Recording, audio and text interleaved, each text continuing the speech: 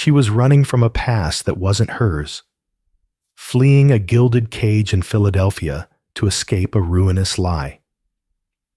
He was a man buried by his own past, a widower living in a fortress of silence on a remote Colorado mountain.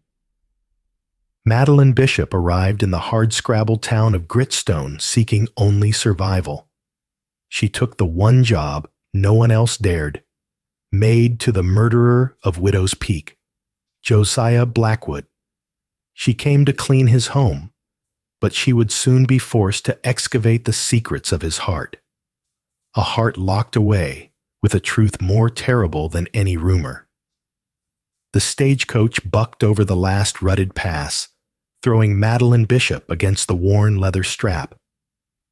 Every jolt sent a spike of pain through her ribs, bruised from her desperate escape east. She clutched the small valise on her lap, all she had left. Inside, beneath a change of linen and a stolen book of poetry, were $2 silver. She had been Madeline Bishop, poised to marry into the prestigious Harriman family in Philadelphia. Now, she was just Madeline. A false accusation of theft, orchestrated by a jealous rival, had shattered her reputation.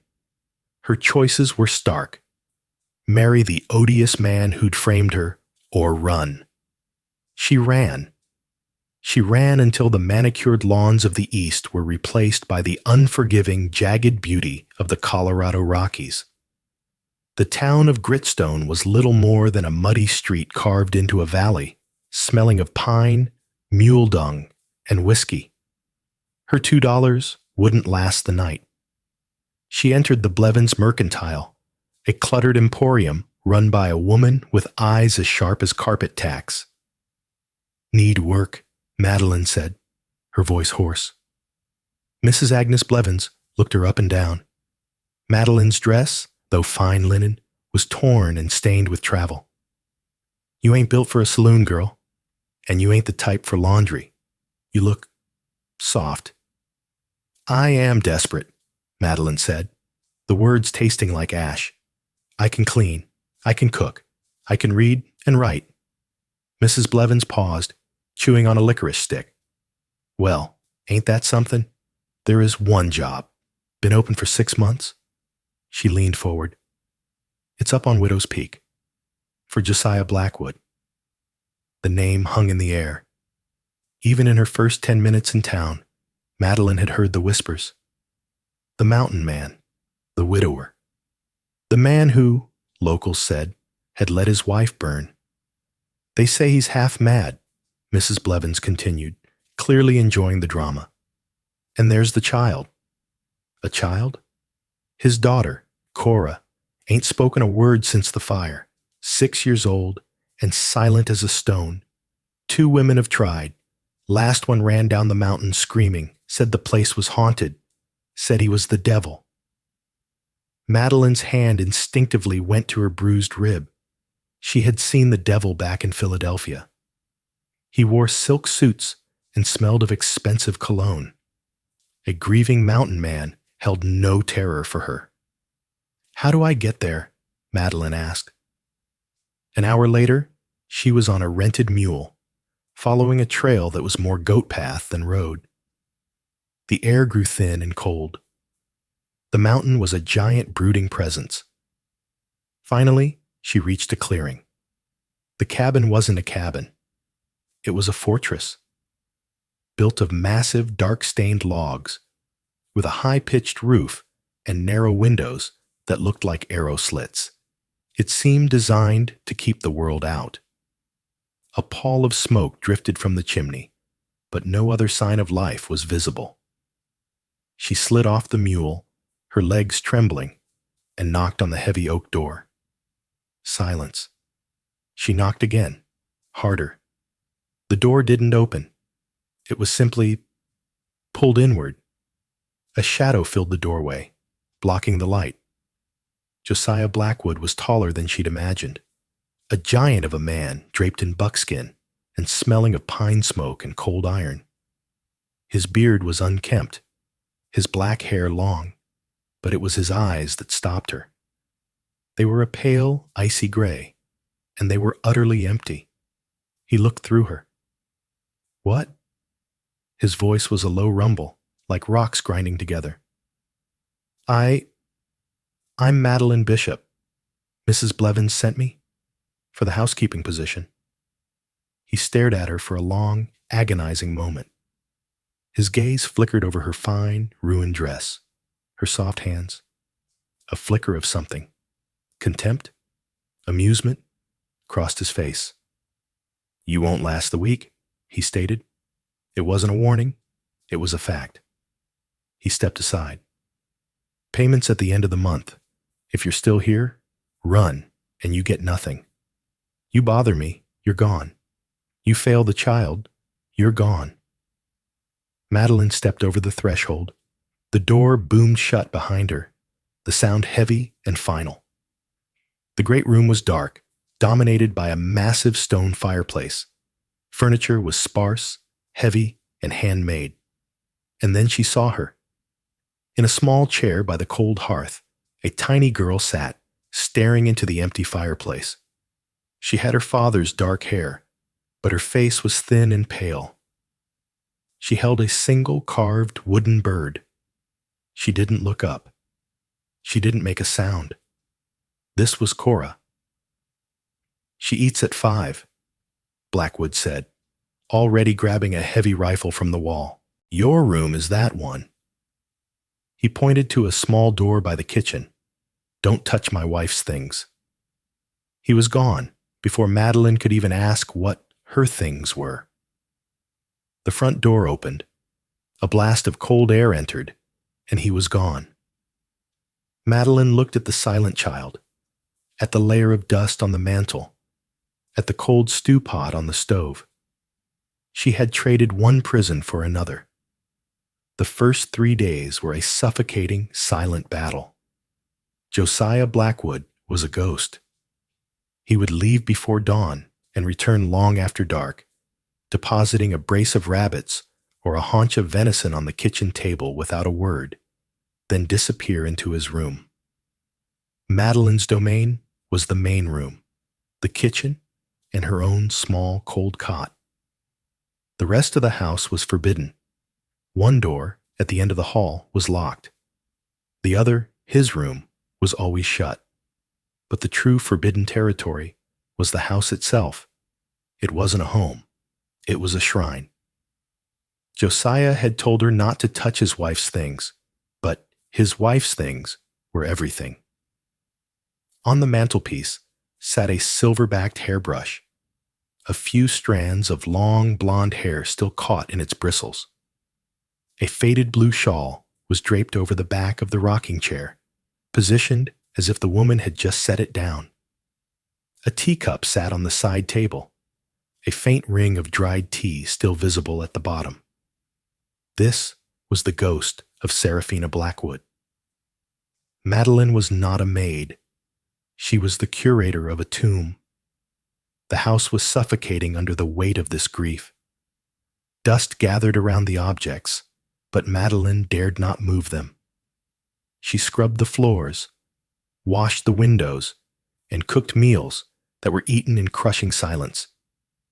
Her only companion was Cora. The child was as silent as her father, communicating only in tiny, almost imperceptible nods or shakes of the head. Madeline would speak to her constantly, a one-sided river of chatter about Philadelphia, about the shapes of clouds, about the recipes she was trying. This is a potato, Cora, a very stubborn one, like like the mountain. We shall boil it into submission.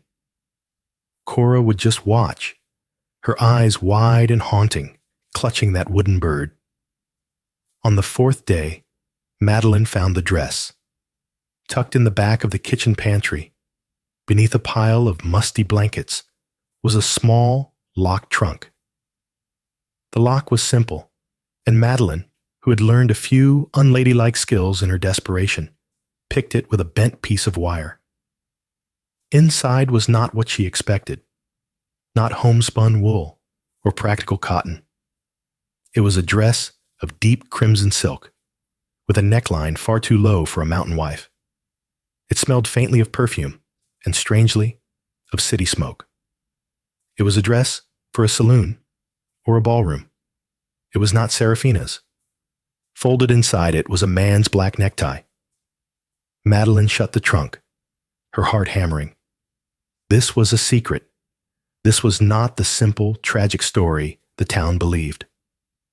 That night, a storm blew in, a ferocious, high-country gale that shrieked against the logs. The temperature plummeted. Josiah did not return. Madeline and Cora were alone. The storm's violence seemed to agitate the child. Cora refused to eat. She rocked back and forth in her chair, her knuckles white on the wooden bird. "It's all right, Cora," Madeline soothed, adding another log to the fire. "We're safe in here. The walls are strong."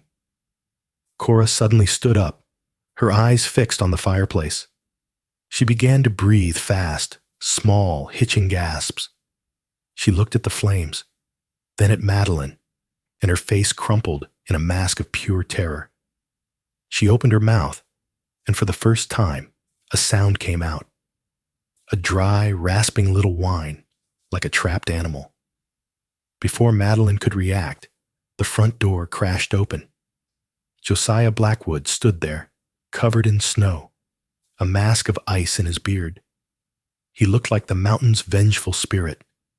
He saw Cora, terrified, and saw Madeline moving toward her. His eyes narrowed. "What did you do to her?" he snarled, crossing the room in 2 strides. "Nothing. It's the storm. The fire. I think the fire frightened her." Josiah scooped the child up.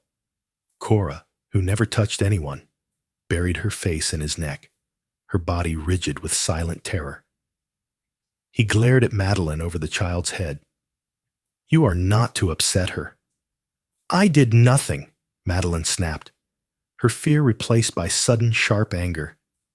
"She is a child, Mr. Blackwood, not a porcelain doll. She's living in a graveyard, and she is frightened." His face darkened. It was the first real emotion she had seen from him, and it was pure rage. "You know nothing about her. You know nothing about me. Clean the house. Feed the child. That is all." He carried Cora to her room and shut the door. Madeline was left standing in the great room, shaking. She looked at the shawl on the chair. She looked at the teacup. She looked at the dust. "No," she whispered to the empty room. "I will not live in a tomb." The next morning, Josiah was gone before dawn. As usual, the storm had passed, leaving the world silent and white. Madeline Bishop woke with a new, cold resolve. She was not a trembling mouse. She had faced down the elite of Philadelphia. She would not be broken by a grieving, brutish man and his silent house. She built the fire, made coffee, and set out oatmeal for Cora. Then she walked to the mantel. She picked up the silver-backed hairbrush. She looked at the blonde hairs. Then, with a decisive motion, she pulled them free and dropped them into the fire. She took the teacup to the kitchen, washed it, and put it away in the cupboard. Finally, she approached the rocking chair. She lifted the blue shawl. It was fine wool, but it smelled of dust and old, stale grief. She folded it neatly. She went to the hall, to the door she knew was Josiah's. She knocked. There was no answer. She opened it. The room was neat, monastic. A bed, a dresser, a gun rack. It was the room of a soldier. She opened the dresser drawer, found a simple wooden box, and placed the folded shawl and the hairbrush inside. She closed the lid. She spent the rest of the day cleaning. Not just scrubbing, but reclaiming. She washed the curtains, aired out the musty cushions, and even moved the furniture, angling the heavy sofa toward the fireplace instead of the empty, haunted rocking chair. She baked bread, filling the cold, silent house with the scent of yeast and warmth. Cora watched all of it, her eyes wide. She sat at the kitchen table, and Madeline placed a piece of paper and a charcoal stick in front of her. "If you won't talk," Madeline said gently, "perhaps you can draw."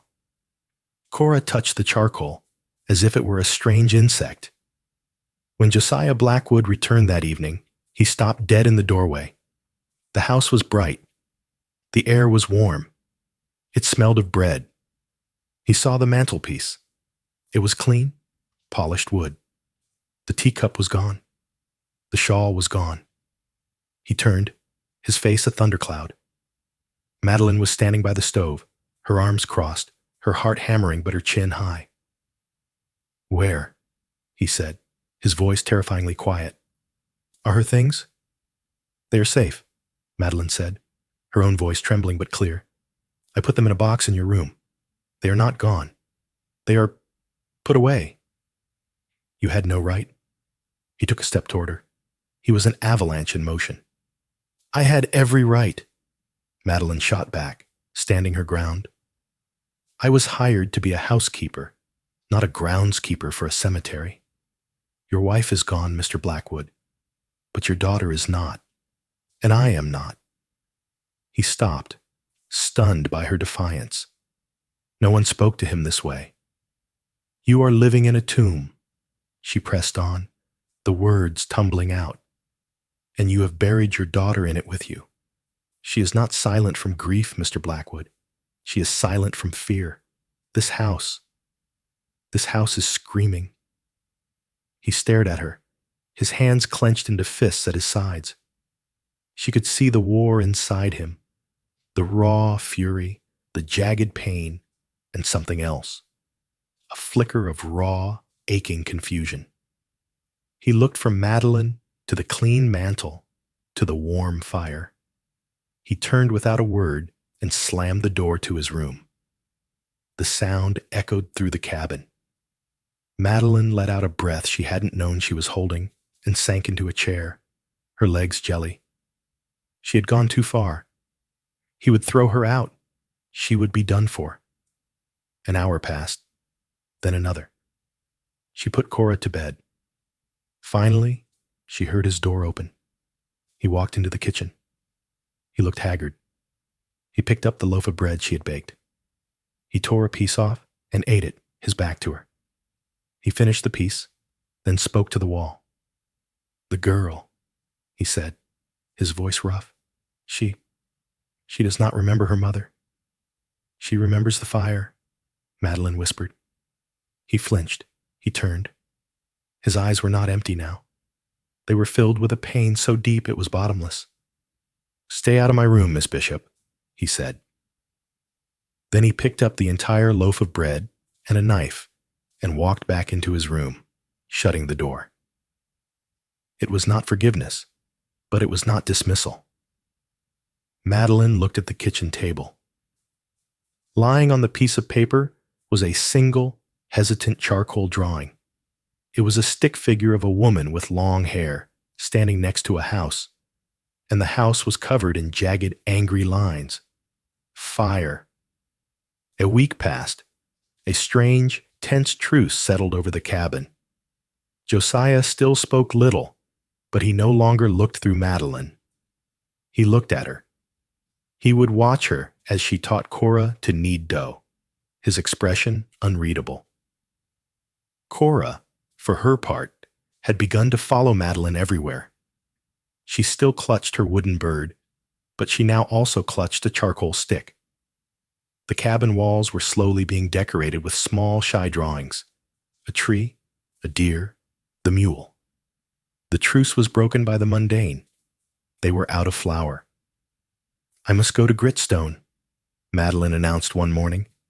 Josiah looked up from the harness he was mending. "No. No. We are out of flour, coffee, and salt. Unless you plan to hunt us some, I must go." "I will go." "And leave me and Cora here alone for a full day, after the blizzard, when you warned me about wolves?" "No, I will go. I am faster in the mercantile. I will be back before dark. He argued, but she was immovable. He finally relented, giving her a list and a small pouch of coins, his face set in grim lines. Speak to no one but Mrs. Blevins, and stay away from the Silver Saddle Saloon. The ride down the mountain was cold, but Madeline felt a strange sense of freedom. As she tied the mule to the hitching post, the life of Gritstone swarmed her. Miners, ranchers, and women in faded calico moved along the boardwalk. She went to the mercantile first. Mrs. Blevins's eyebrows shot up to her hairline. Well, look at you, the woman crowed. Still breathing. I'd have lost the bet. How is he? Still mad as a hornet? He is quiet, Mrs. Blevins. I need flour. Quiet, eh? Mrs. Blevins bustled, grabbing a sack. And the child? The same, Madeline lied, feeling suddenly protective. As Mrs. Blevins weighed the coffee beans, a man entered the store. He was the complete opposite of Josiah Blackwood. He was of average height, dressed in a smart wool suit and a clean bowler hat. His face was smooth, his hands soft. He smiled at Madeline, a warm, practiced smile. Ma'am, he said, tipping his hat. We don't often see a new flower blooming in Gritstone. Silas Croft, at your service. Madeline Bishop, she replied, nodding politely. Miss Bishop, you're the brave soul who took the job at the Blackwood place. His eyes were light blue and friendly, but something in them was cold. I work for Mr. Blackwood, yes. A difficult man, Croft said, leaning against the counter. A tragic, tragic story. Poor Seraphina. You knew her? Madeline asked, her curiosity piqued. Oh, everyone knew Seraphina? She was misplaced, a delicate creature, not meant for that brutal mountain. She used to ride down here, you know, just to talk. She was terribly lonely, terribly afraid. He lowered his voice, though Mrs. Blevins was clearly listening. Blackwood is a hard man, Miss Bishop. Possessive. He didn't like her talking to anyone. He didn't like her talking to me. Mr. Croft, Madeline said, bristling slightly, I am just here for supplies. Of course, of course. He raised his hand, smiling. But a woman like you, a woman of obvious refinement, you should know who you're dealing with. Not all wounds are from grief. Some are from guilt. Be careful up there. That mountain. It hides things. He paid for a cigar, tipped his hat again, and left. The store felt colder. That, Mrs. Blevins whispered, is the richest man in this valley. Silas Croft. Owns the land south of Blackwood. He's been trying to buy Josiah's land for years. Wants the water rights from the peak. He said Seraphina was afraid, Madeline said. Afraid? Bah, she was flighty. Used to come in here, buying silk ribbons. What's a mountain wife doing with silk ribbons? And always talking to Mr. Croft. If you ask me, she was the trouble. But then, Mrs. Blevins's voice dropped. There's Jedediah Stone. Who? Jed Stone. Used to be Josiah's best friend. Trapped partners. Jed was there the night of the fire. He's the one who told everyone Josiah didn't even try to save her. Said he just stood there, watching it burn. Jed hasn't spoken to Josiah since. Lives like a hermit himself now, up on the ridge. A broken man. Madeline's blood ran cold. Stood there and watched it burn. She packed her supplies, her mind reeling. The crimson dress, the flighty wife, the rival who wanted the land, the friend who became an accuser. When she arrived back at the cabin, dusk was falling. Josiah was on the porch, rifle in hand, pacing. The moment he saw her, he stopped, and the relief on his face was so profound it shocked her. You're late, he growled, grabbing the heavy flour sack. The snow on the path was deep. and I met a man in town, a Mr. Silas Croft." Josiah froze. He dropped the sack on the porch. He turned to her, his face a mask of such violent rage that Madeline took a step back. "What?" he bit out. "Did he say to you?" "He said, he knew your wife. He said she was afraid." "He is a snake," Josiah whispered, his voice shaking. "He is a liar and a snake. If you see him again, you turn and you ride. You do not speak to him. You do not look at him. Do you understand me, Madeline?" It was the first time he had used her name. It was a command, an order, but beneath it was something else. It was fear. The confrontation with Josiah left Madeline deeply unsettled. He wasn't just a grieving man. He was a man with enemies. A man who was afraid of Silas Croft. And a man who, according to his best friend, had watched his wife die. Josiah became even more remote, disappearing for 2 days on what he called walking the high trap lines. The silence in the cabin was different now. It was no longer empty. It was filled with unanswered questions. The locked door at the end of the hall called to her. She had respected his privacy. She had respected his grief. But Croft's insinuations and the whispers about Jed Stone had changed that. She was living under the roof of a man who might be a monster. She had a right to know. Cora was napping. The cabin was quiet. Madeline stood before the locked door. It was a simple tumbler lock, identical to the one on the pantry trunk. Her bent wire made short work of it. The door swung open with a dry creak. Madeline had expected another shrine to Serafina. She had expected elegant clothes, perfume bottles, perhaps a vanity. The room was a nursery. It was small, and the air was stale, but it was pristine. A beautifully carved wooden cradle sat in the corner. On a small dresser were folded stacks of tiny linen shirts, woolen booties, and a silver rattle. It was a room prepared for a new baby, untouched by time. Madeline's hand went to her mouth. There was no baby. Cora was 6. This room was for a different child. On the bedside table, next to a chair, was a leather-bound book, a journal. Madeline's hands trembled as she opened it. The handwriting was elegant, looping. October 14th, 1874. Josiah has finished the cradle. It is beautiful. He is so proud. He does not know how I weep.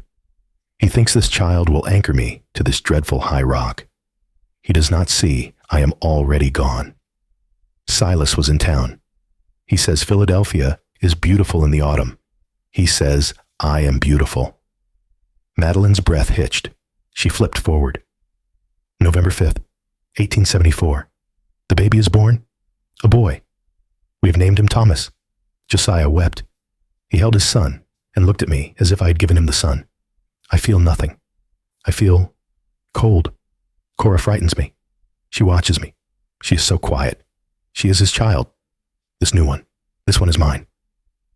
Madeline sank onto the small chair, her blood turning to ice. A son. Thomas. No one in town had mentioned a son. She read on, the entries becoming more frantic. December 1st, 1874. Thomas has the fever. He is so small. Josiah has gone for the doctor in Granite Falls, a 2-day ride. He trusts no one here. I am alone with the children, and this awful, endless wind. December 3rd, 1874. He is gone. My baby is gone. He died in my arms, and I am empty. Josiah returned. Too late. The doctor was not with him. He broke. He took the shovel and walked into the snow. When he came back, he was hollow. He will not speak. He just stares at the cradle. December 10th, 1874. I cannot breathe in this house. Josiah has boarded up Thomas's room. He says we must forget. Forget? He has buried my child, and now he buries me. Silas says he can help me. He says I have money for me in Denver. I will take the dress he gave me. I will leave. I will leave this place. I cannot. The last entry was from the night of the fire.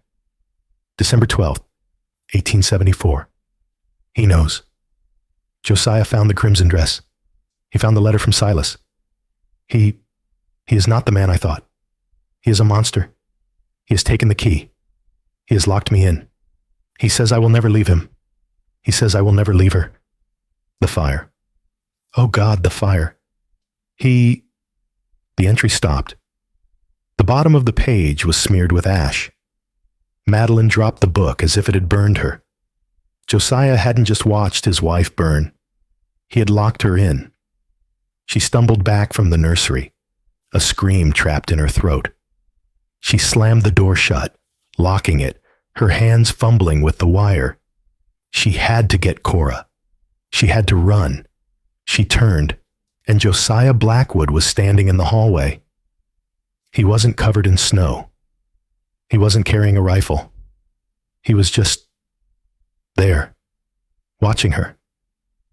He must have returned while she was reading. His face was pale, his icy eyes black with a terrible, knowing calm. He looked at the locked nursery door, then at the journal clutched in her hand. So, he said, his voice a dead, hollow whisper. You know. He locked her in, Madeline whispered, holding the journal against her chest like a shield. You found the dress. You found the letter. You locked her in and set the cabin on fire. Josiah's face, which she had thought was calm, crumpled. It wasn't calm. It was the stillness of a man at his own execution. He didn't deny it. He simply leaned his head against the log wall, his eyes closing. I did, he said, his voice choked. I locked the door. Madeline felt the floor tilt. The man she had started to see, the broken man who ate her bread, was a murderer. She was leaving, Josiah whispered, his eyes still closed. She was going to take the dress Silas Croft gave her, take the money he promised, and go to him. She wasn't taking Cora. He looked at Madeline, and his eyes were raw. She hated it here. She hated me. She was a fine lady from Denver. I thought this land would heal her. I thought a child would. Then Cora. Then Thomas. The nursery. The second child. The town didn't know, because the grief was too fresh, the death too quick. She went mad, Madeline, he said, his voice cracking. After Thomas died, she broke.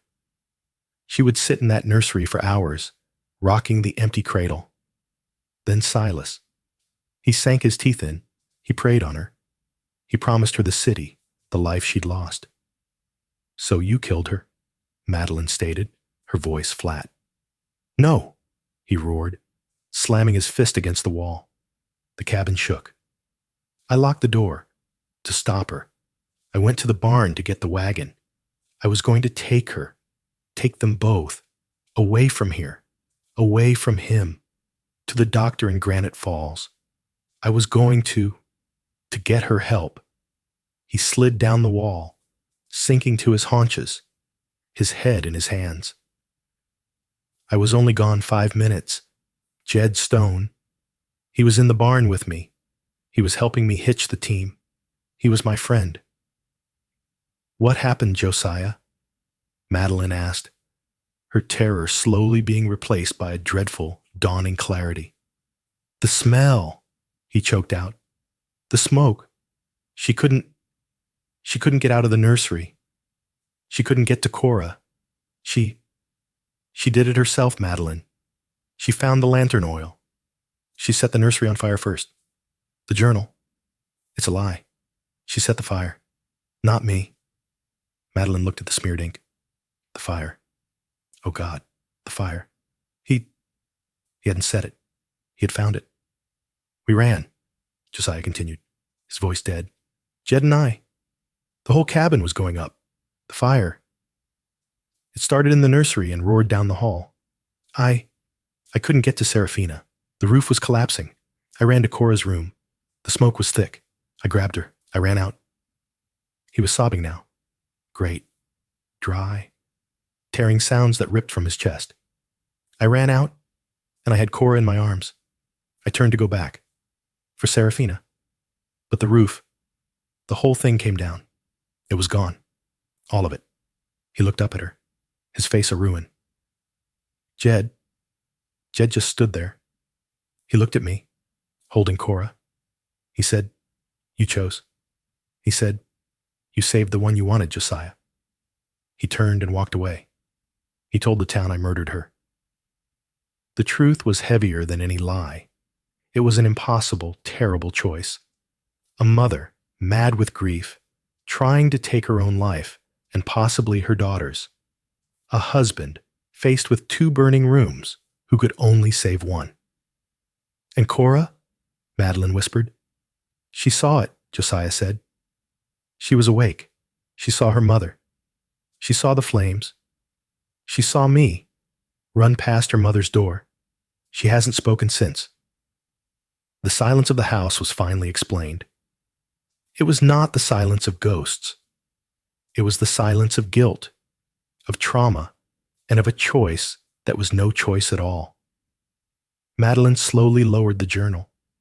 She looked at this giant broken man, the man the town called a murderer, the man who had been living with this truth alone for 2 years. She did not run. She walked forward, knelt in front of him, and did the one thing she had never dared to do.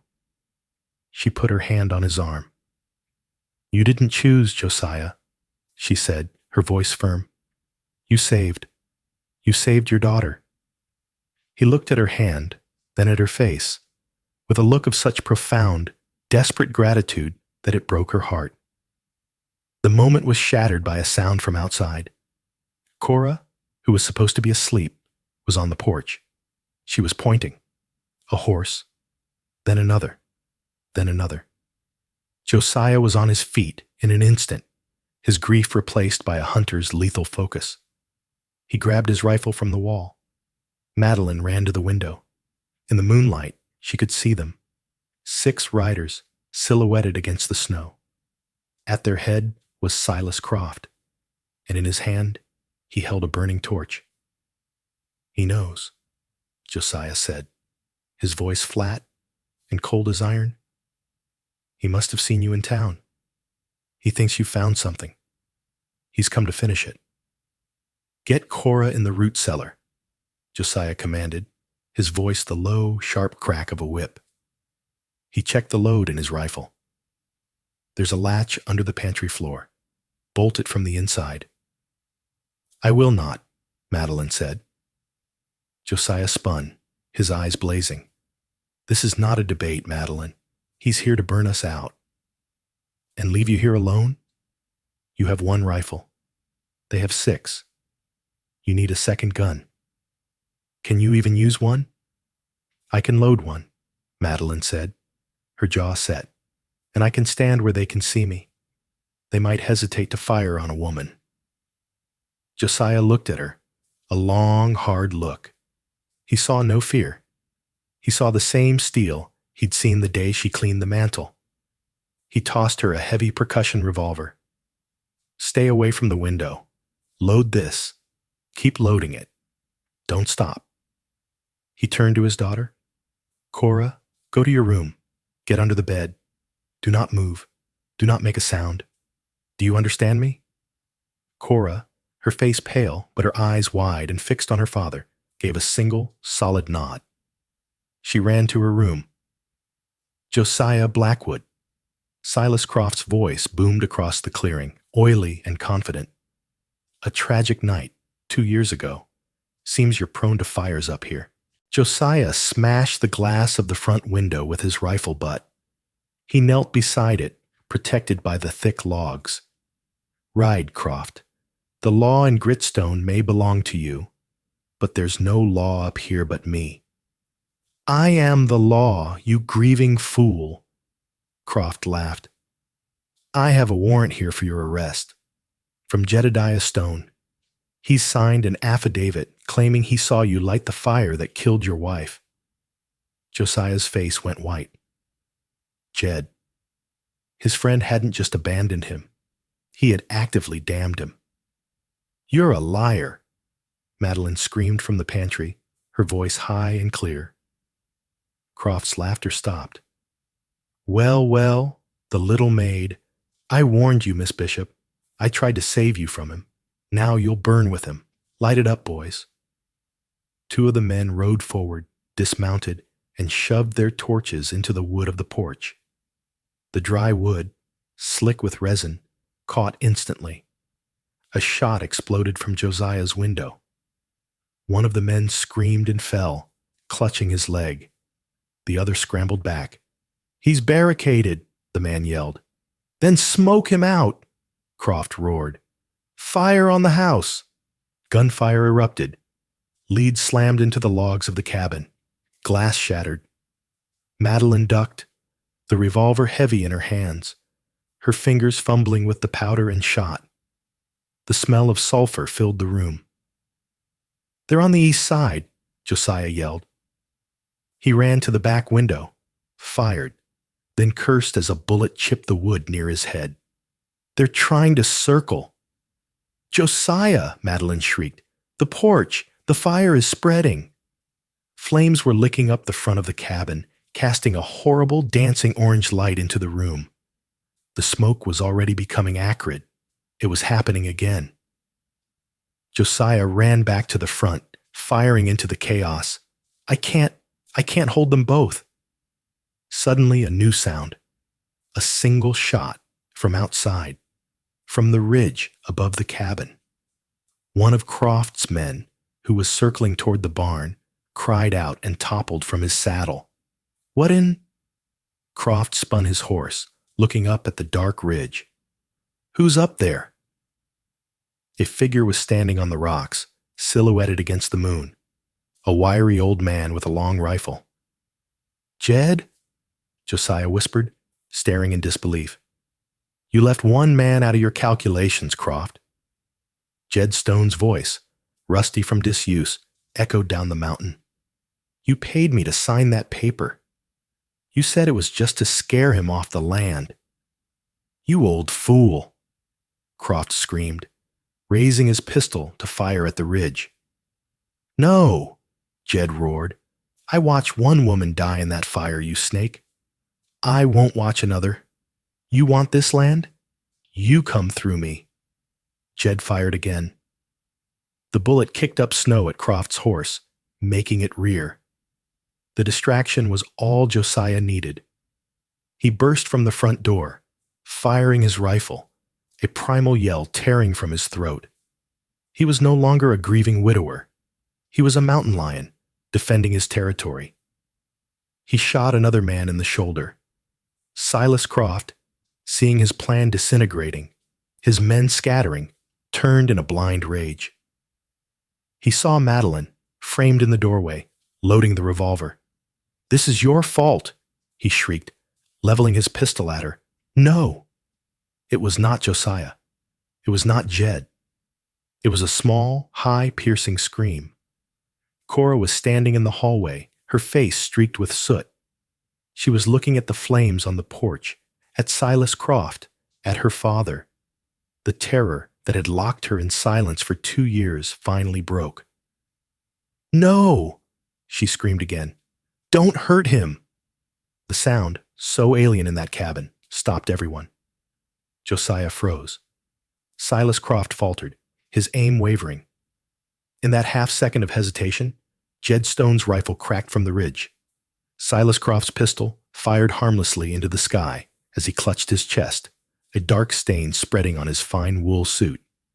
He slumped, then fell from his horse into the snow. His remaining men, seeing their leader down, turned and fled, galloping madly down the path. Silence fell, broken only by the crackle of the fire on the porch. Josiah stared at his daughter. Cora was breathing in great ragged gasps, as if she had just surfaced from underwater. Madeline ran onto the porch, grabbing the water bucket from the washstand and throwing it onto the flames. Josiah, snapping out of his trance, grabbed a horse blanket and ran to help her, beating at the fire. They worked side by side, choking on the smoke until the last ember was a dull, hissing red. The porch was charred. The door was blackened, but the cabin had held. Josiah turned, his chest heaving. He walked past Madeline, into the house. He knelt before his daughter. "Cora?" he whispered. Cora looked at him. She looked at the burned porch, then back at his face. She reached out one small, sooty hand and touched his beard. "Papa," she whispered. Josiah Blackwood buried his face in his daughter's hair, and, for the second time that night, he wept. Madeline stood in the ruined doorway, watching the man, the child, and the broken silence as Jedediah Stone slowly walked down from the ridge. The sun's first weak light was a betrayal, illuminating the full scope of the night's brutality. It was a scene from a grim novel. The bodies of Silas Croft and his men were dark, frozen shapes in the snow-dusted clearing. The cabin porch was a jagged, blackened mouth. Smoke, thin and acrid, still rose from the steaming timbers. Josiah Blackwood stood on the surviving edge of that porch, his rifle held loose in one hand. He was no longer the mountain's wrath. He was just a man, hollowed out by adrenaline and exhaustion. Madeline was beside him, her dress singed, her face smeared with soot, her entire body trembling with the delayed shock. In Josiah's arms, Cora was fast asleep, her face buried in his neck.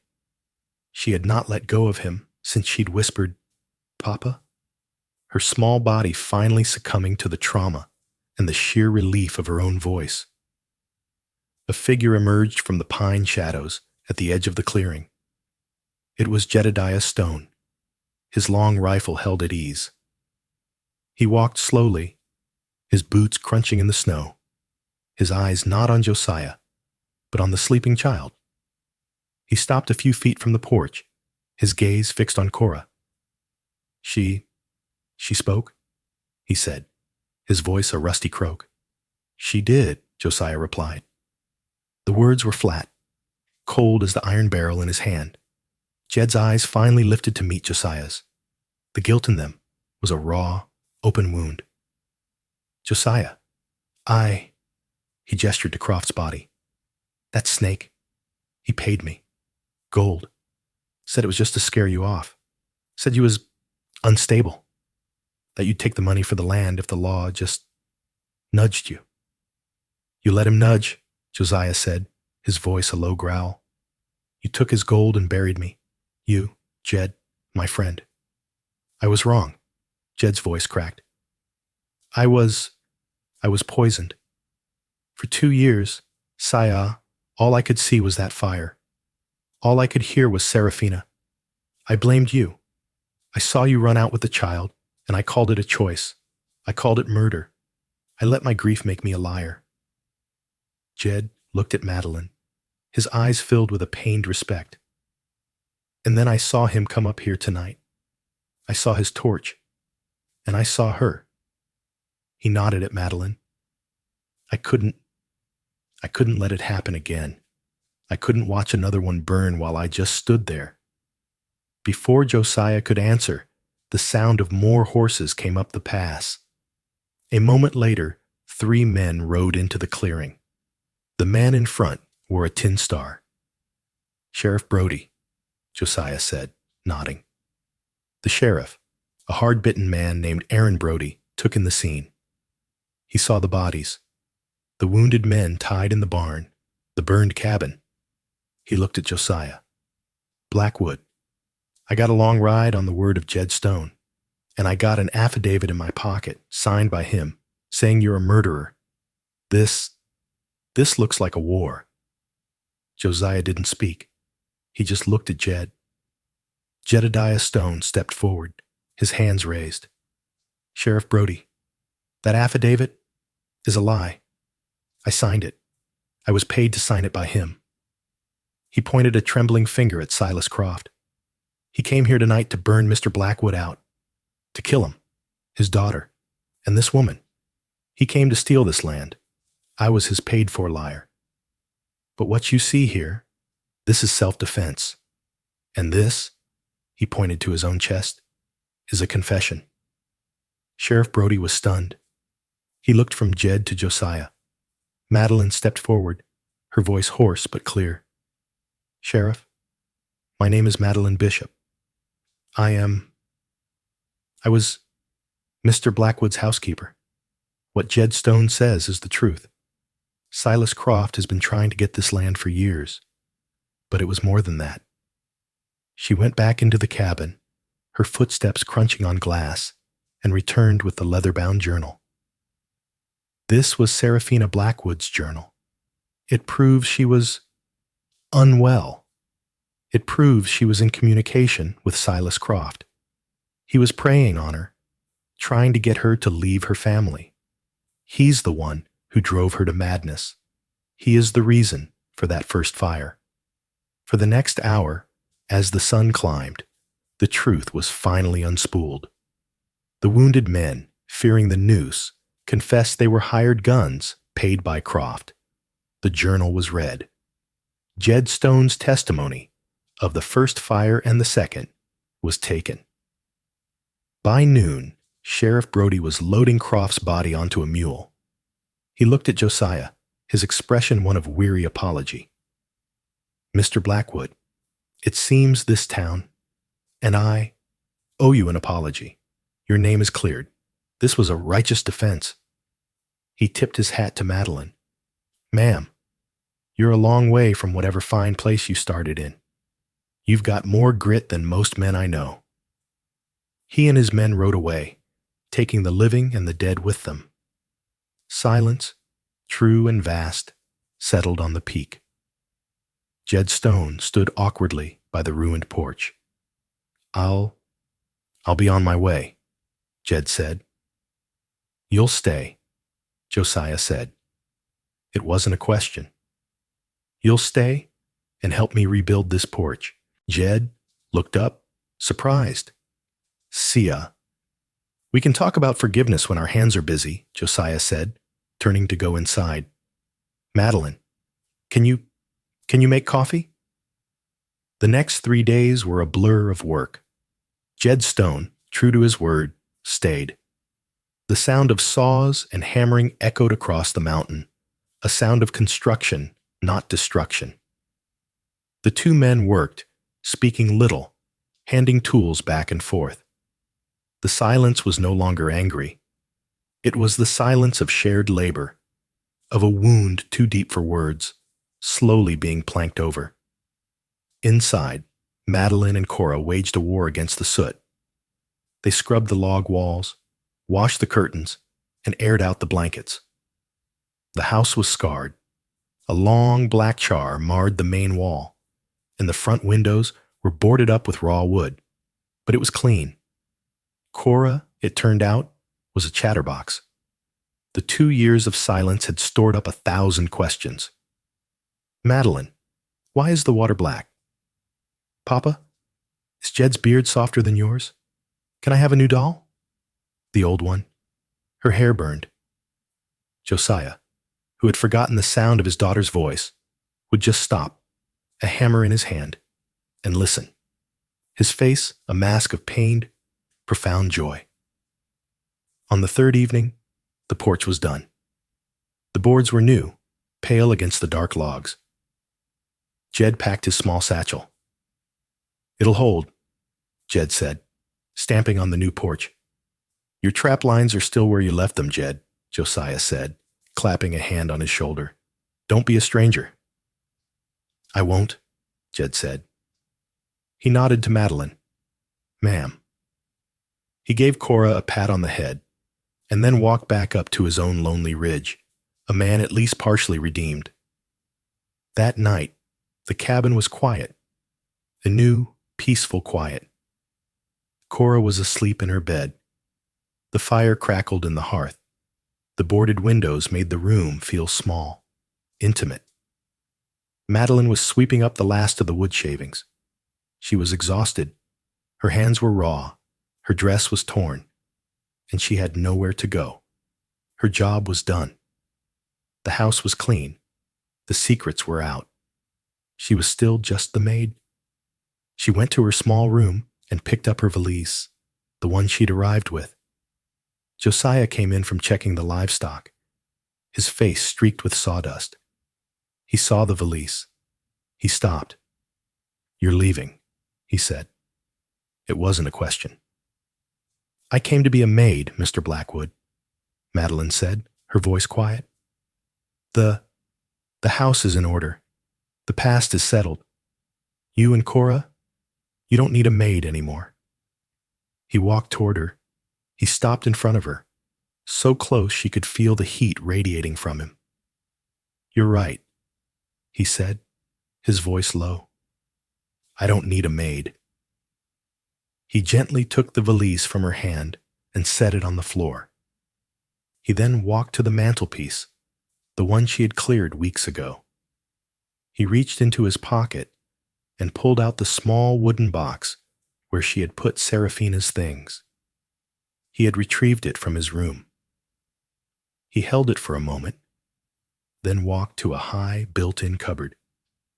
He placed the box on the top shelf and closed the doors. He was not erasing his past, but he was no longer worshiping it. He turned back to Madeline.